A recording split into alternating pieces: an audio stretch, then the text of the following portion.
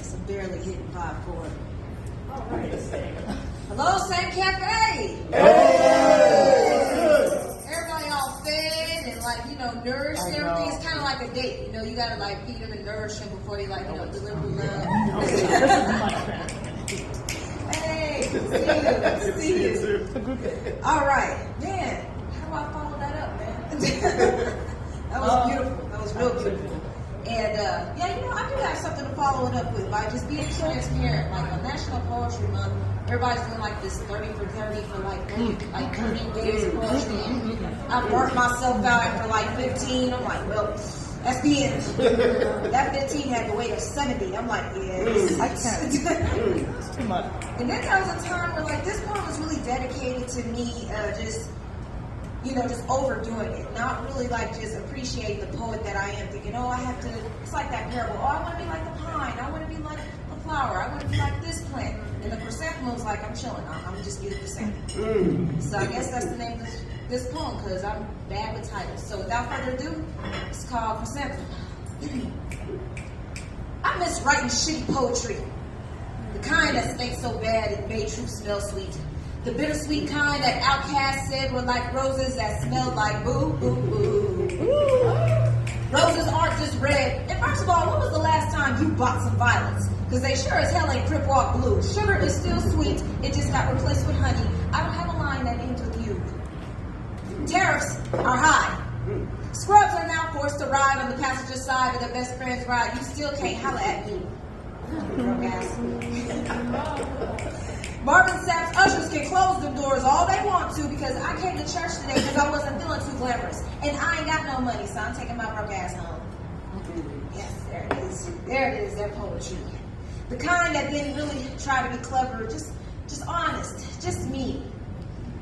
I miss writing without parameters, without the pressure to improve each line, to have the next piece sound more creative than the next, to one-up my last line at the expense of the first feelings of writing, the initial storytelling, the initial love, spilled guts. The spilled guts, kind of heartless, not giving a fuck, the 10-man hollow from Wizard of Oz and cricket rhymes that didn't always fit the beat, but beat anyway because they still had a heart. I miss sneaking in a diss. Some fourth wall energy in the verse turned into the audience for a bit to quickly note, yeah, I did it. Without judgmental, mentor side-eye, back in my day critiques from self-proclaimed vets that think there's no value in talent in the current generation who hiss at us. And forgot they once wrote shit that smelled of teen spirit and insecurity too. I don't care if I'm not one of your deadly pens. Number 2 pencil, mechanical, ballpoint, rollerball, fountain, gel, marker, stylus, and keystroke. Love it here. This Midas touched ink of Goliath has slayed many Davids of sonnets, laid edges, and snatched bullies' wigs and bonnets, and were never seen again. So bug around and find out. Respectfully, with all disrespect, I miss the raw. Almost like BET Uncut. Ugly, stinky, petty with no panties on, funny, hilarious, just trying to kick it tonight. Embarrassing, leaky, and beautiful. The kind of poetry that didn't ask for permission to be felt. Didn't walk on eggshells trying to read the goddamn room. It made room where if you're weird, that's the point. Woo! A safe place to let frightening feelings figure themselves out without someone dialing the suicide hotline just because I was sad.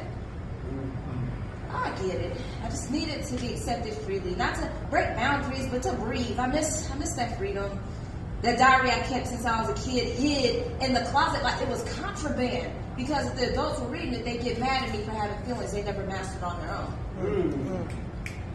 I miss my shitty poetry. No pressure to perform, no need to rhyme, no need to sound like I belong on a slam stage. Because all I really wanted was to establish the signature of my own sound. I want my voice to sound like my voice, not the copy of a poet who copies somebody else. And that's where I'm at in this mastering slam poetry journey. The most important step, I mastered my authentic voice. And I'm realizing as I piece together all these broken, brilliant faces of me that this raw mess, this little bleeding journal on stage is the best shit I've ever written. Yeah!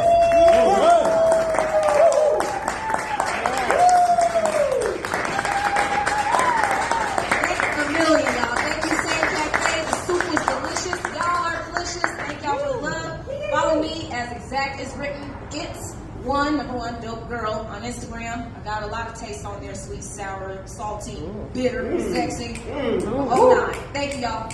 Woo!